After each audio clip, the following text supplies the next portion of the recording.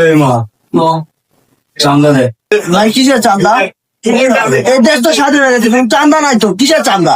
এই দেশ স্বাধীন করছে, চান্দা জন্য চান্দা দিবি না মানে তোর চান্দা দিতেই হবে। মারবো নাকি উস্তাদ?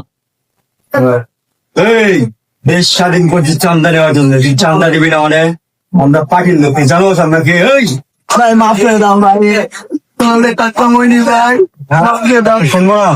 এই আমরা কি খালি ইতিমখানা খুলেছি, তোকে মাফ করে দেবো?